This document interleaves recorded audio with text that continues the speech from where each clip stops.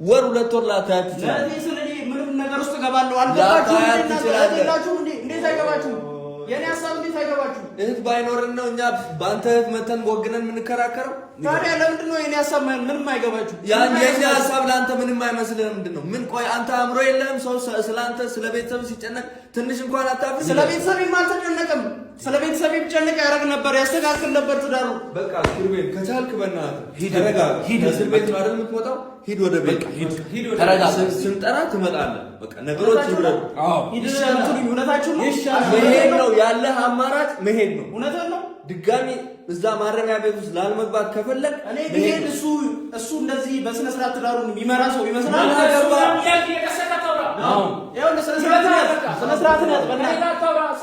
ስለአንተ እያሰብኩ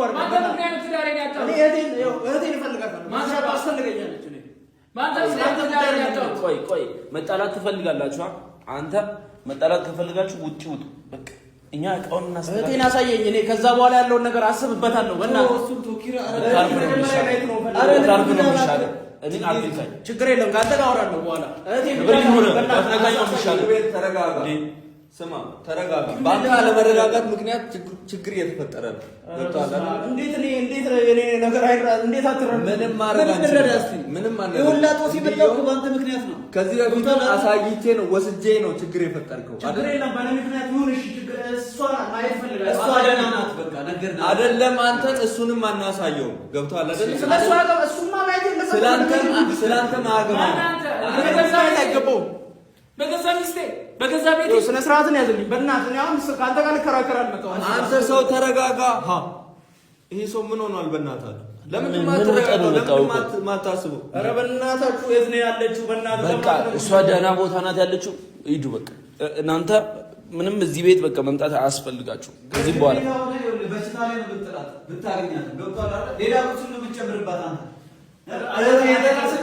አደራ ሰጥቼ በእናትህ አደራዬን ነው እኮ የበላኸው። ሁለት ቀን ሶስት ቀን ባልኖር እዚህ እንዴት እንደዚህ ታደርጋለህ? ይኸውልህ አንተ አለመኖር ሰላም ነው ያገኘችው። ኪራ አንድ ነገር ልንገርህ፣ እህትን ትፈልጋታለህ አይደለ? አሁን አይሆንም። ሂዱ፣ እቃውን እኛ ልናወጣ ነው። ሂዱ በቃ። ማን ነው አንተ የምታዘኝልኝ? እህቴን ያለችበት ማገዝ ትፈልጋለህ? አንተ ቲቪት ቀንስ፣ ድጋሚ እስር ቤት ትገባለህ። በዚህ ድጋሚ ያስገባለህ። በእናትህ ድጋሚ እንዳትገባ። ናይ አይሆንም።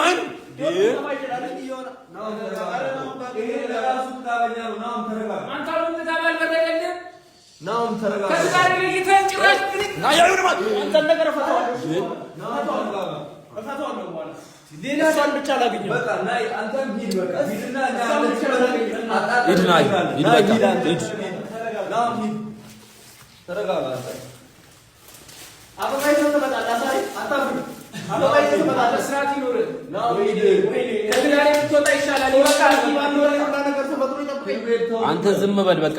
ሂድና ድጋሚ እንዳትገባት። እንዴት ዝም አላችሁ? ፈናታችሁ ስትወጣ እስቲ ዝም በል አንተ። ለምንድን ነው የማትረጋጋው? አንተ ምክንያት ነው ነገር ይፈጠራል። ሂድ በቃ ና ሂድ። በአንተ በራስህ ምክንያት ነው። በአንተ ምክንያት ነው አትበል። ምክንያቱም ማታውቃለህ። በማን ምክንያት አንተ ማላችን የገባኸው? ማላችን የገባኸው እኮ አንተ ነህ። ማላችን የገባኸው እኮ አንተ ነህ። ታወራለህ እንዴ? ናይ በቃ ውጣ። ናይ ና እንሂድ። ናይ ሂድ። በአንተ ምክንያት አስሬ ይላል እንዴ? ናይ አይሆንም።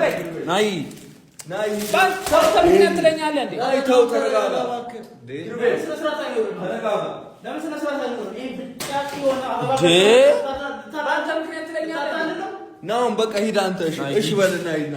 ድጋሚ ትገባታለህ። ክርቤ እሺ በልና ሂድ አንተ። እሺ በልና ሂድ በቃ።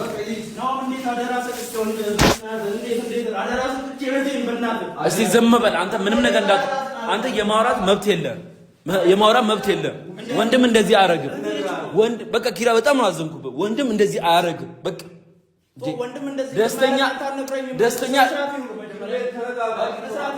ብትሆኝ ነው የሚሻለው።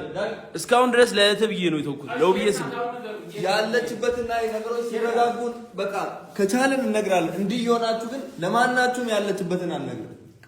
ይቅርታ አድርጉልኝ። መጀመሪያ ተረጋግተህ እኔ እጠራሃለሁ። ሂድ ትመጣለህ። ከዛ ሂድና ሂድ። እኔ ሶስት ቀን እዚህ ባልኖር እንዴት ይሁላ ነገር ይፈጠራል? ምን ተፈጠረ? በቃ ምን ተፈጠረ? እንዴት እንዳለሽ በና አልነግሩኝም። ኪራ በዚህ ሁኔታ ላይ ሆና አንተ እህቴ ያለችበትን ማወቅ ትፈልጋለህ አይደለ? ሌላ ጊዜ አትናገሩም አይደለ? መጀመሪያ ተረጋጋ። ወደ ራስህ ተመለስ። እሺ እኔ ይኸውልህ በምን መንገድ እንደማገኛ ታውቃለህ። ሁላችሁንም እመጣላችኋለሁ። የት በ3 ቀን እኔ ባለው ምን እንዳደረጋችሁ አላውቅም። የማረገው ነገር አድርጌ መጥቻ አሳያለሁ። አንተ ቲቪን ቀንስ። አጋት ነው መስራት ይመስል እሺ ውጣልህ። ሂድ በቃ ውጣ። እሺ ምን አይነት ነገር ናሂ፣ አንተም ተረጋጋ በቃ። ሁሌ በመጣው የት ነው? በእናትህ ሂድ በቃ። አንተም ናሆሚ ወይም ናሆሚ ይዘው ሂድ በቃ። ካልሆነ ሂድ በቃ ናሆሚ ጋር እንዴ ሂድ በቃ። ናሆሚ ያዘው ይዘው እንሂድ በቃ። ሂድ በቃ።